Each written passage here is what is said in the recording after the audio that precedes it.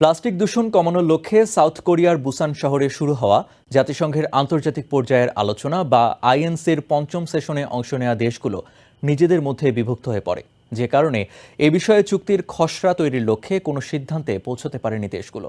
সোমবার সভায় UN environment প্রোগ্রামের এক্সিকিউটিভ ডিরেক্টর ইঙ্গার অ্যান্ডারসন বলেন, প্লাস্টিক উৎপাদন ঠেকাতে বিশ্বের দেশগুলো সম্মত না হলে এখন থেকে এক দশক পরে বিশাল পরিমাণ প্লাস্টিক বর্জ্য সামাল দিতে পারবে না বিশ্ব। প্লাস্টিক দূষণ সংক্রান্ত এই চূড়ান্ত সম্মেলনটি 1 ডিসেম্বর পর্যন্ত চলবে। এর আগে এপ্রিলে কানাডার অটোয়ার আলোচনা প্লাস্টিক উৎপাদন সীমাবদ্ধ করার বিষয়ে কোনো অগ্রগতি ছাড়াই শেষ হয়েছিল। সাউথ কোরিয়ার বুসান শহরে সোমবার শুরু হয়েছে প্লাস্টিক দূষণ নিয়ে জাতিসংঘের বিশেষ আলোচনা। প্লাস্টিক দূষণ বন্ধে বৈশ্বিক চুক্তির বিষয়ে এই আলোচনা অনুষ্ঠিত হয়। এই সম্মেলনের শুরুতে ইউএন এনভায়রনমেন্ট প্রোগ্রামের এক্সিকিউটিভ ডিরেক্টর ইঙ্গার অ্যান্ডারসন বিভাজন বন্ধ করে বিশ্বের সব দেশগুলোকে প্লাস্টিক দূষণের অবসানের আহ্বান জানিয়েছেন। ইঙ্গার অ্যান্ডারসন বলেন, পরিস্থিতি এমন পর্যায়ে পৌঁছেছে যে কোনো দেশ প্লাস্টিক উৎপাদন বন্ধ করলেও কোনো ফল পাওয়া যাচ্ছে না। এই অবস্থায় সকল উৎপাদনকারী দেশগুলোকেই একযোগে এই বিষয়টি নিয়ে কাজ করতে হবে।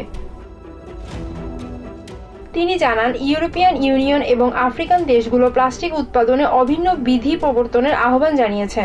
তবে চায়না, ভারত এবং পেট্রোলিয়াম উৎপাদনকারী দেশগুলো এই ব্যবস্থার বিরুদ্ধে। তবে জাপান প্রতিটি দেশকে পরিস্থিতির উপর নির্ভর করে লক্ষ্য এবং বিধিমালা নির্ধারণ করতে আহ্বান জানিয়েছে।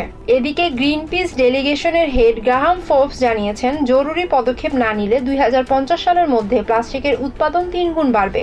এতে করে বিশ্বে জলবায়ু সংকট আরও বাড়বে, পরিবেশকে আরও দূষিত করবে এবং মানব স্বাস্থ্যকে বিপন্ন করবে। গ্রাহাম ফোর্বস জানান, এই বিষয়ে জবাবদিহিতা ও সততার সঙ্গে আলোচনা করাটা জরুরি।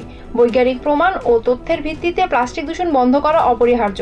প্রয়োজনীয় পদক্ষেপ নিলে নতুন চুক্তিগুলো পক্ষে আসবে বলেও আশা করেন তিনি। Humaira Ira, TVN 24 news desk.